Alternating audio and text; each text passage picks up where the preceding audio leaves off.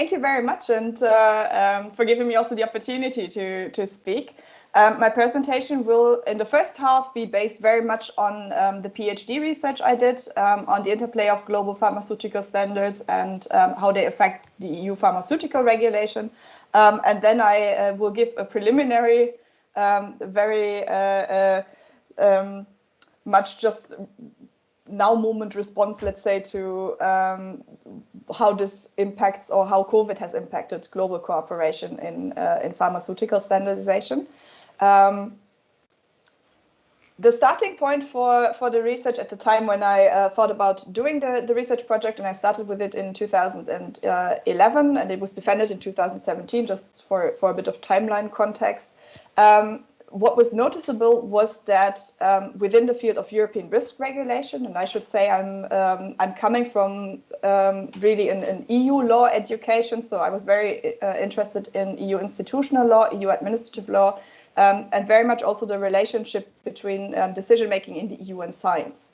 And what I noticed there was that in a lot of EU policies that would frame under risk regulation, we saw an increase in the reliance on global standards. And actually more and more participation also of EU bodies and EU institutions cooperating on global level with other regulators or also with other private bodies. What I then framed my research as was that I wanted to focus on the marketing authorization of pharmaceuticals. I specifically focused on the marketing authorization kind of as the core of the EU regulatory framework of pharmaceuticals. Of course, there are now also other important areas. You can think about pharmacovigilance, for example. But for me, the focus was the marketing authorization as kind of the heart of the EU pharmaceutical regulation. And there, what I noticed was that, driven also by the globalization of the pharmaceutical market, the pharmaceutical production chain, regulators followed that move to the global level, and actually also in the area of pharmaceuticals, global standards became really important, and specifically they were very important in shaping the scientific requirements for quality, safety, and efficacy, which are the core requirements that a medicinal product has to prove in order to obtain marketing authorization in the EU. Now, trying to move to the next slide, sorry.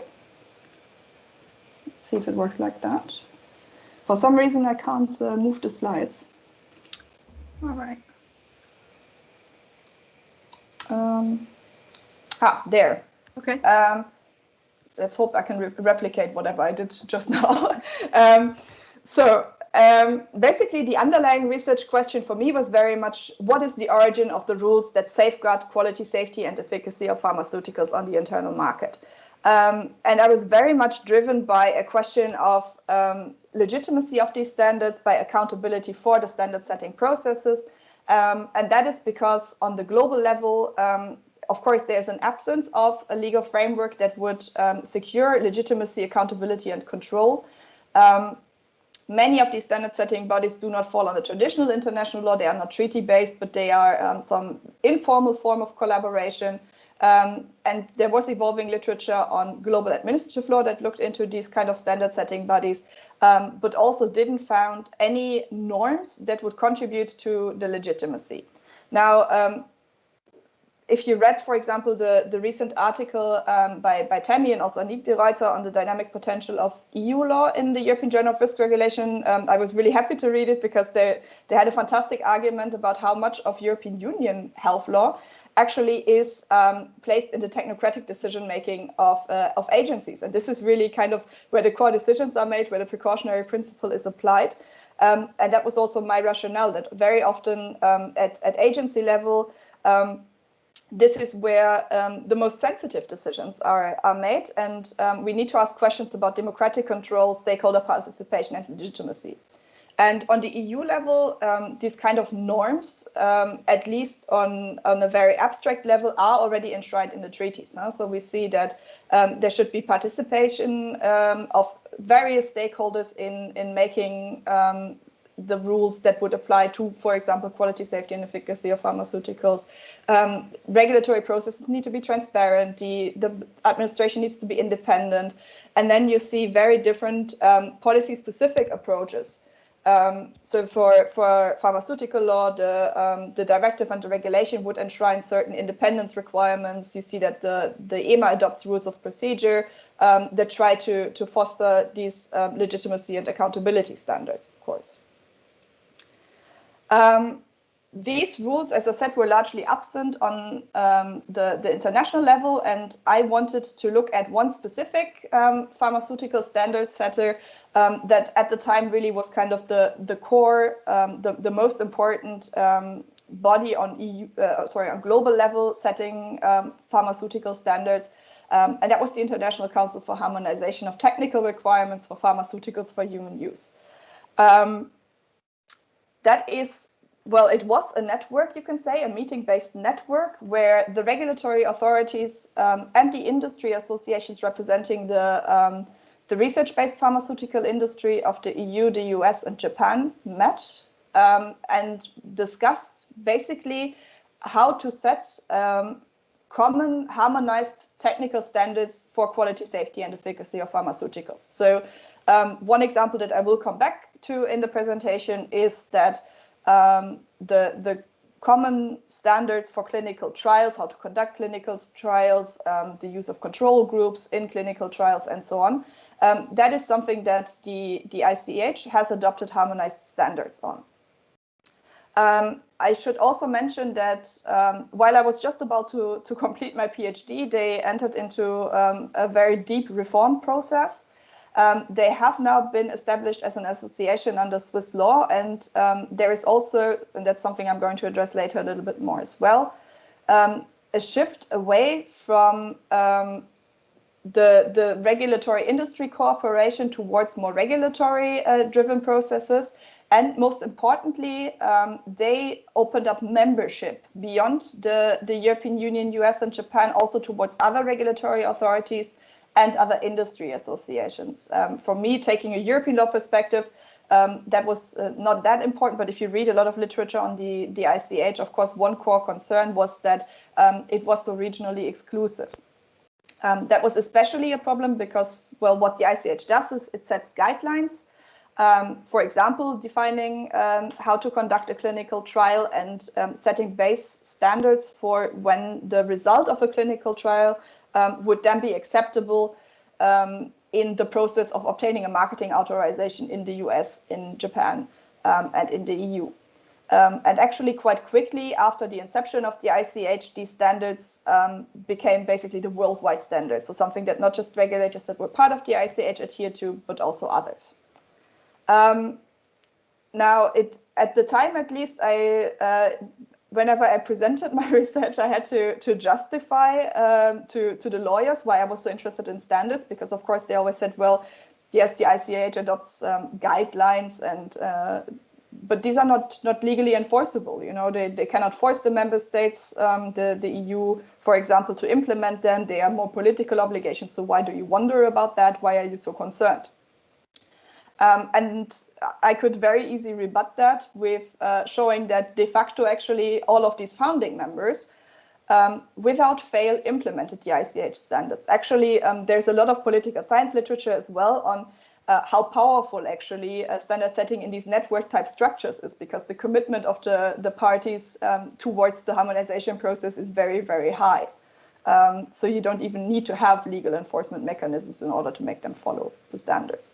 So de facto, all of these standards work through to the EU, to the US, to Japan, and also shape the regulatory processes and what was required from a company to obtain marketing authorization, basically around the globe very much. We also see that now new members are expected to implement the ICH guidelines progressively if they haven't done so already.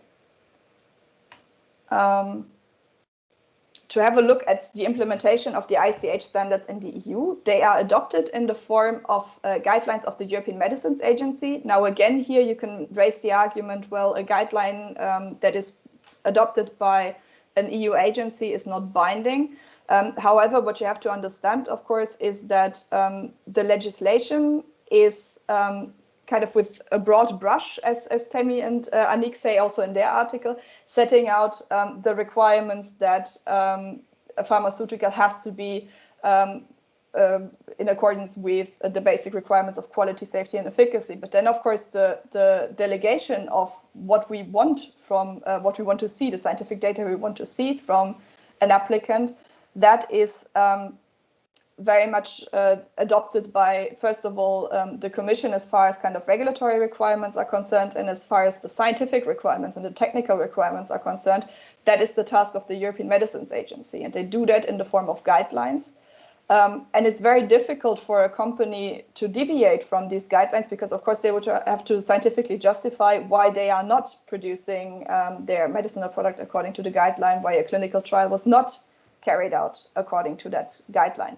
And if you invest a lot of time and money into the research of a product, like you have to do for pharmaceuticals, you rather not run this risk of deviating. So actually, also there, the EMA guidelines are very powerful, very important for the actors in the field.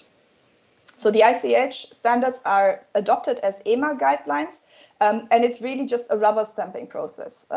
In essence, they get a title page, a cover page from the EMA once they are adopted by the EMA's main scientific committee, the CHMP. But there is no change to these guidelines when they are implemented in the EU. There is no additional consultation process with stakeholders or anything. And that, of course, has very much to do with the fact that, well, the aim of the ICH harmonization is harmonization. So in that sense, it's unwanted for regional implementation mechanisms to change anything about the standards anymore. There was actually a time when basically what the EMA did was they adopted a cover page and then included a link to the ICH standard. That already shows you that the idea is not that there is any kind of control in the implementation stage. What is the impact of ICH standards in the EU regulatory framework? I did some research on that in 2015, and at that time, about 20% of the guidelines that the EMA adopted were originally actually ICH guidelines. So they were these implemented ICH guidelines. That already is quite a lot, but of course that doesn't tell you anything, this quantitative research. But what you can find out is that very often the ICH guidelines were setting kind of the broad standards, and then the EMA would adopt additional guidelines for very specific scientific questions, very scientific regulatory problems that they wanted to address. And you can also see that from the fact that around 71% of all of the guidelines that are just EMA guidelines that don't originate in the ICH, they in some shape or form refer back to the ICH guidelines. So you have to read them together with an ICH guideline or something like that. We can also trace an influence of ICH guidelines on legislation, mostly with regard to the good manufacturing practice and the famous example of what was the Clinical Trials Directive and is now the Clinical Trials Regulation. They are influenced by ICH standards. We see that ICH standards influence Commission guidelines. And then one part of my research was also to argue that it's not uncommon for the Court of Justice, when ruling cases, to rely on guidance documents by the EMA when they are confronted with a specific case, and that then, of course, includes ICH cases.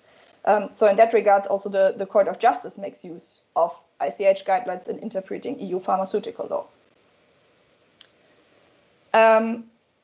As I said, I don't want to in this presentation go into the nitty-gritty of all of the governance documents of the ICH and go into the details of the process. But if you remember, what really triggered kind of the concern about the ICH for me in this research was looking at independence, participation, transparency. And there was a large shift from when I began my PhD, and there was basically just an obscure website with very little information, and then the finished guidelines of the ICH. Because they started a reform process, they became more transparent in that process, and they changed a lot with regard to their organizational structure. So I said they opened up the membership. And that actually means that where before we had an equilibrium of the free regulatory authorities and the free industry associations, now actually there is an opening up, and we see that more regulators are joining the ICH. So right now this equilibrium is not there anymore.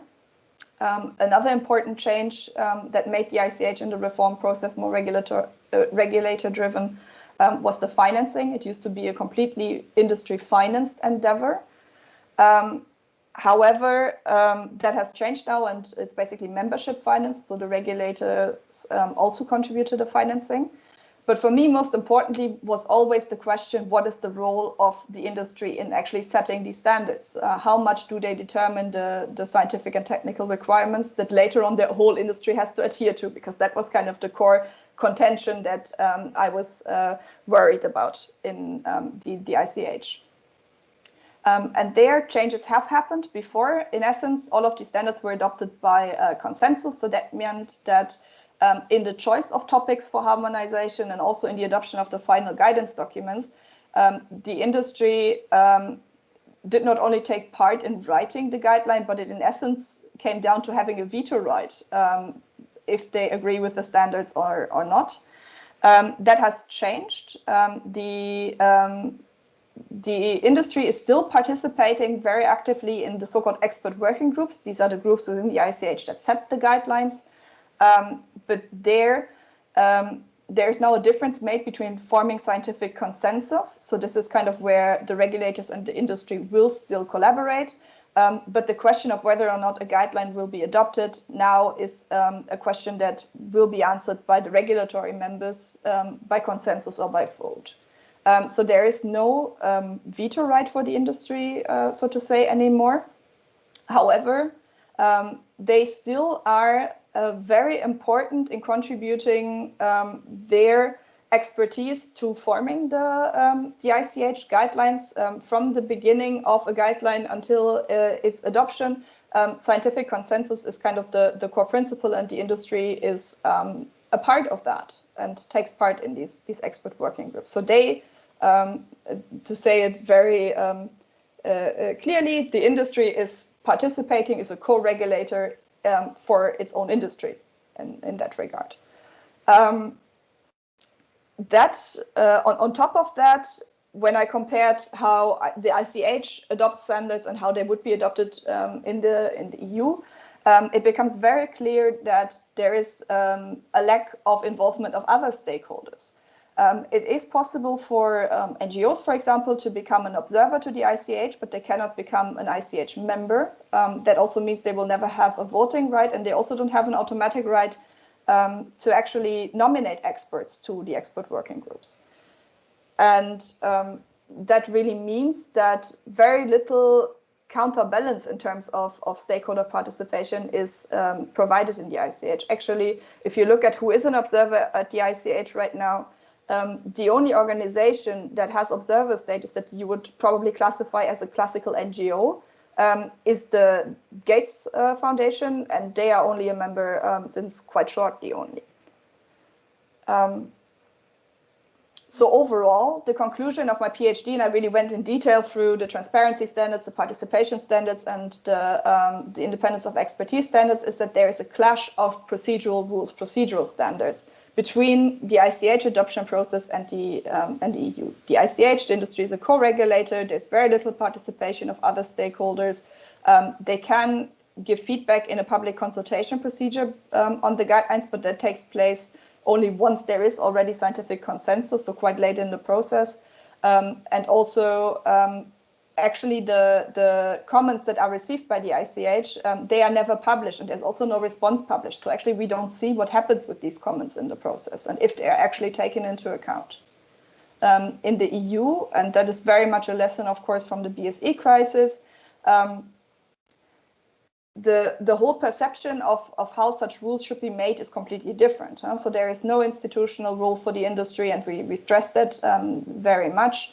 There is an emphasis on involvement of stakeholders, such as patients' representatives, doctors' representatives. And finally, and also there, I mean, that was a learning process in the European Union as well. But right now there are very complex conflict of interest frameworks in place to prevent industry influence. So basically we, in the European Union, in the EMA, when they would adopt a comparable guideline, we have all kinds of security mechanisms in place and legitimacy mechanisms in place to ensure that there is no undue industry influence on the regulation of pharmaceuticals. And that is completely different in the ICH. And still, we implement these standards and they become a very important part of EU pharmaceutical law. So my kind of intermediate conclusion at this point is that implementing such global standards really can mean that EU administrative principles and procedures can be circumvented. And again, we don't have them in place for nothing. So these standards are there to ensure that we have an appropriate balance between market interests and public health protection. They are put in place to make our process accountable, which again also contributes to the quality of the decisions made. So in that sense, this is a real problem with regard to the legitimacy concerns and the accountability concerns that are raised for the ICH. I should also just add that the participation of the EU bodies in the ICH process is also not matched with any form of accountability process within the EU. So there's very weak political accountability of the Commission and the European Medicines Agency for their international activities in the ICH.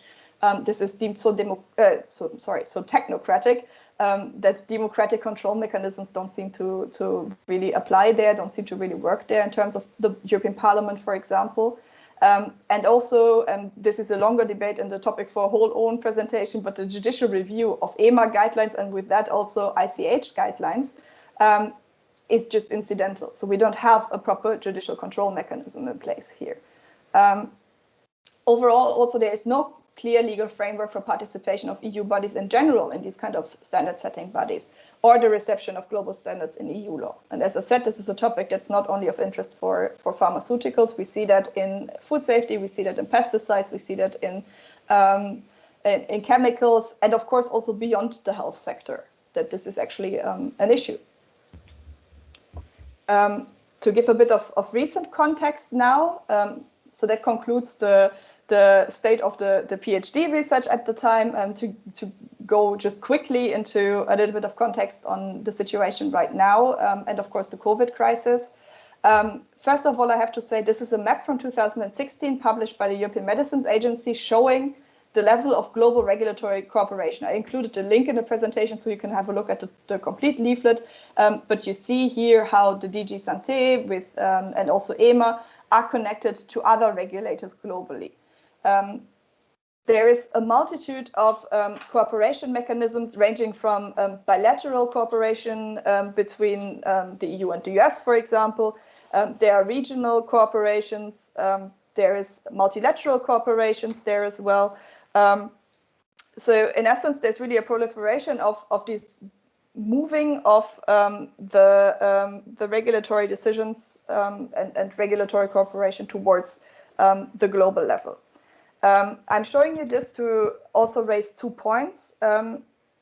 One thing that is noticeable and that I want to study further is that although harmonization, as it's done by the ICH, is becoming more and more, or is still very important, actually there are more forms of work sharing procedures, other cooperation forms, information sharing, and so on, which do not necessarily lead to a tangible result in the form of a guideline or something like that, but are far more going on behind the scenes. And that actually had an influence on the COVID situation. If I show you, I have made one slide about the ICH and how it responded to COVID, and I titled it, "This page is intentionally left blank." I think the ICH is the only health-related body that doesn't have a dedicated COVID page or anything like that. Actually, the only reference that you find with regard to the ICH activities and COVID is that they now moved to teleconferences. So actually, I was expecting to see a lot of activity within the ICH, especially when it comes to clinical trial standards, because it was pretty clear that also the OECD, for example, called for global harmonization, also in this emergency response, because what is really important right now is multi-center trials that are carried out in many countries in order to provide us with good results for vaccines and treatments. And there actually different clinical trials regulation, for example, is an obstacle to that emergency response. Nothing, at least nothing visible. It could be a transparency issue again. So there might be things going on behind the scenes that are just not communicated. However, I found also a different explanation why maybe the ICH is not so active right now. And that is that it has been replaced to a certain degree, at least in this crisis, by the International Coalition of Medicines Regulatory Authorities. I have not yet carried out very deep in detail research about that mechanism, but in essence, it is a network of authorities on executive level. So for the EU, for example, they are currently the chair, and the EMA executive director Guido Rasi is the chair of this network. But generally, also, I mean, it was kind of conceived in 2013 as very much a management forum, where the top level bureaucrats, you could say, the top level directors of the health authorities would collaborate and really think about future strategic regulatory science challenges and, you know, to have more of a broader perspective. And they actually have been the ones that have coordinated the response to COVID of the regulatory authorities right now. There were a lot of teleconferences between the heads of the medicines authorities, and also workshops conducted with the staff. And actually, this is now the forum where the regulatory authorities are debating about what are the minimum clinical trial standards that we want to see for a vaccine right now, for a treatment right now. And one of the key terms that keeps on popping up there is regulatory flexibility. So how do we adjust our regulatory requirements to the ongoing COVID crisis? It is a bit difficult for me now to draw a conclusion to say what this new forum means and why there is such a maybe such an absence of ICH activity. But I think it's already a curious coincidence that at the time where the ICH was thinking about reforming itself and making itself more regulator-driven, that was also the time when the founding of the International Coalition of Medicines Regulatory Authorities took place. And I think it's not a coincidence that not this public-private partnership in the form of the ICH is taking the lead in the response to COVID of the medicines authorities right now, but it is an exclusively regulatory authorities network. So many of the things that I've criticized in my article with regard to industry dependence is something that you don't see in the coalition. However, many of the problems I have raised in terms of transparency and accountability, of course, still persist if very fundamental decisions like the basic safety standards for clinical trials, which data is acceptable and so on, if they are made in teleconferences from which we see very top level reports without consultation of broader stakeholders. And I mean, we still have to see if there will be democratic accountability with regards to these changed procedural requirements in the European Union. But so far, that's not the case. And this is an incidence, again, a problem of moving such things to the global level. It removes it from accountability and control. That concludes the substance part of my presentation. I actually used the opportunity to tell you a little bit about where I want to go in the future, because of course the hope is that you have some ideas for me on where to go with future research, and maybe also to open up for collaboration. And I think one thing that is missing is to look into global standards in the whole pharmaceutical life cycle, because important points like inspections and also the influence of standardization on innovation is something that I think in the pharmaceutical realm can be addressed more. I think it's time also for comparative research with other areas of health regulation and the influences global standards have there. You can think of medical devices and chemicals, and because similar issues are expected there. And one of my research lines always has been that I struggle with the sectoralization of these EU norms. So if you look into transparency with regard to the pharmaceutical marketing authorization procedure, and then you compare that to pesticides or to certain food safety authorization procedures, each and every agency has own requirements, has own procedures in place. And in the end, I think that cannot be very beneficial for accountability in the EU overall. And that concludes my presentation. Thank you so much. Okay, thank you, Sabrina. I'll just stop the recording, just a moment.